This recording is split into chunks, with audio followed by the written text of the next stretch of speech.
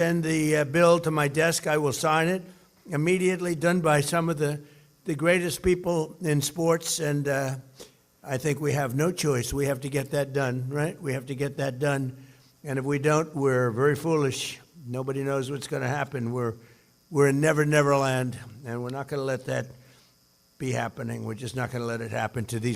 So you have President Trump speaking there about the Protect College Sports Act. SportsBusinessJournal.com talked about this and said that the unprecedented restraint on compensation for student athletes, but particularly young black athletes, seems to be a concern from the Democrats that are rallying together in opposition of the Protect College Sports Act. What is this all about? Of course, we're talking a lot about sports. It's usually about men playing in women's sports, but this is an important issue, and we're excited to bring it to you today with Senator Eric Schmitt, who's back with us once again. United States Senator representing Missouri. Welcome back to the show, Senator Schmitt. It's good to have you. Good to be with you, Annie. Can you talk about what's the point of the Protect College Sports Act? Where do you stand on this? Yeah, so basically, you look, college sports is a uniquely American institution. There isn't anything like this anywhere in the world, and college football is the number 2 most watched sport in the country behind the NFL. And so a lot of people obviously have interest in it. You also have 500,000 student athletes across the country. They don't all play on, Mizzou versus, Texas on November 7th, but they're playing a lot of sports, getting an education, becoming leaders, right? And men and women alike. And so what we see right now is a situation that's evolved over litigation the last decade or so, where you have unlimited transfers. Most people, as they see it, they see student athletes transferring every year. Graduation rates have plummeted. You have 27-year-olds competing against 17-year-olds because the NCAA can't enforce any rules of eligibility as relates to how many years you can play. So what the bill does is it sort of calms the waters and says, look, here's a national framework. One, you can transfer one time for free. You've got 5 years of eligibility. And it also, kind of stabilizes the NIL situation where athletes are still going to get paid. They can still have their deals. There's a cap for retaining players and paying players. That's not going to go away. People might love it or hate it, but that's just the reality of where the market is right now, and creates additional opportunities for pooling. Conferences can pool their media rights to generate more money. The bottom line here, Annie, is college football forever has been the cash cow. It subsidizes all the other non-revenue sports. No other sport really makes money. Basketball can in some instances, but very rarely is kind of a break-even up proposition. So women's sports, Olympic sports, they're all essentially non-revenue sports.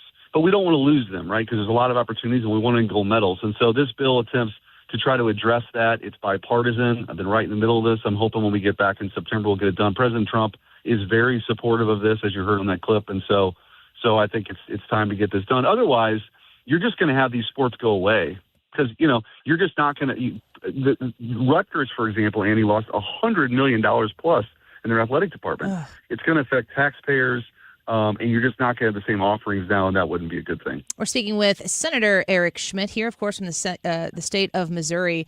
I mean, I'm looking at this article from the Sports Business Journal, and it's saying that Democrats are rallying in opposition. How is this a partisan issue? It shouldn't be. It isn't. There are a lot of Democrats that support this. You have a few like Cory Booker and some others that are trying to get people riled up about this thing. But the truth is, look, if you're talking about this pendulum, do I think the pendulum was swung in one direction for too long, where athletes could never be compensated? The name, image, and likeness essentially started when athletes were playing video games. They saw their face and their name on the back of the jersey. Right, and that's legit. They can be compensated for that, but you can't have a system where players are transferring 3 or 4 times in 3 or 4 years and you have no eligibility standards. So what it does effectively is grants limited antitrust protection to the NCAA to enforce some basic rules that they don't have right now. And so I think a lot of people, Republicans by and large support this.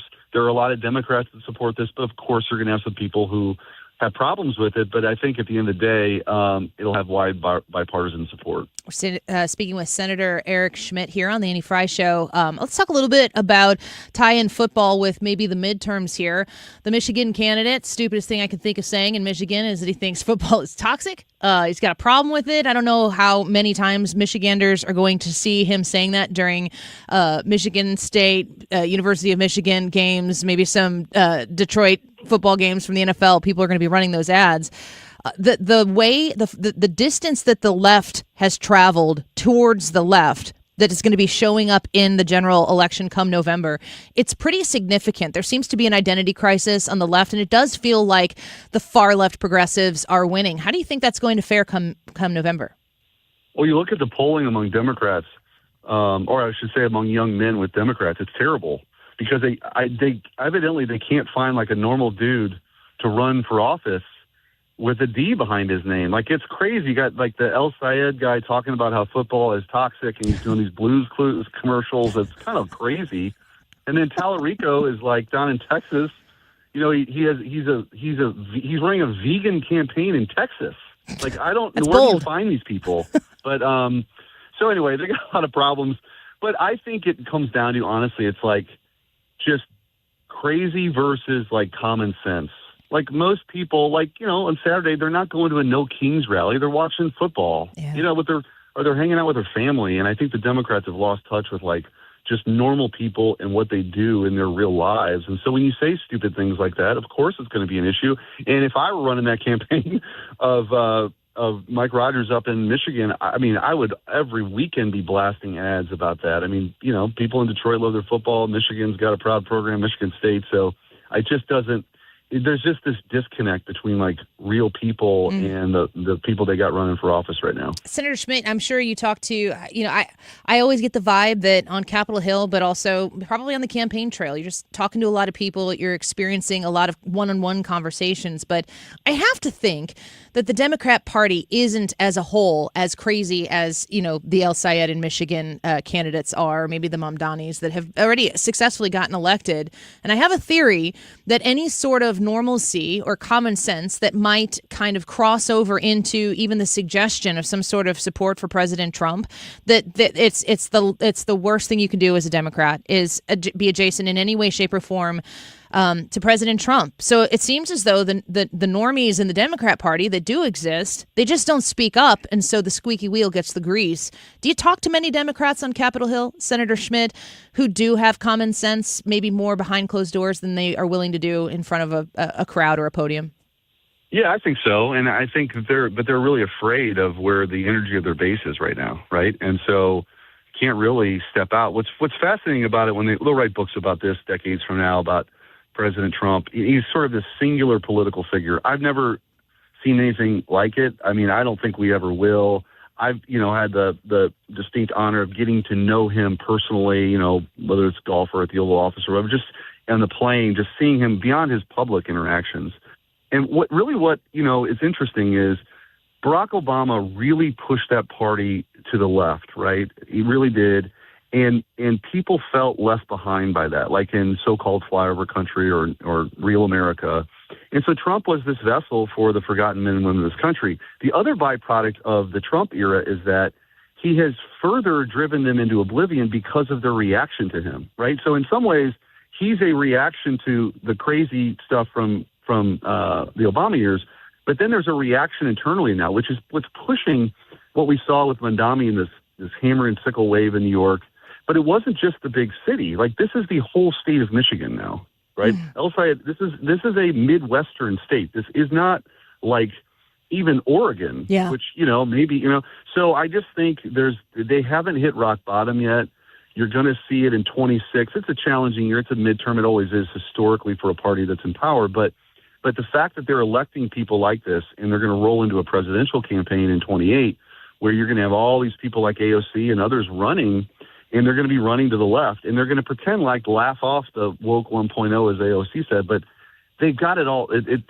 Like, it's all over them. Like, the stink is all over them. All these crazy things about, you know, 86 genders and, you know, mutilation of children. All this stuff is still there. You know what I mean? It's still out there, and they're going to have a long way before they have, like, I think, more normal candidates succeed, because that's just not where the energy of their base is. It'll be very interesting to see at the completion of President Trump's second term how everybody chooses to react after the fact, but certainly the Democrat Party as well, because their entire policy plan, which is not Trump, I don't know that that's still going to play with all the base. They're going to have to come up with some ideas. Before we let you go, you are going to be, I'm looking at mostatefair.com. My understanding is you're going to make an appearance there. It's running August 13th, so yesterday through the 23rd. And a big America 250 celebration as well, along with the state fair this year. Yeah, I get to the state fair every year, and to have for 15 years at least now, and I love it. You get to talk. Speaking of those interactions, you talk to real people.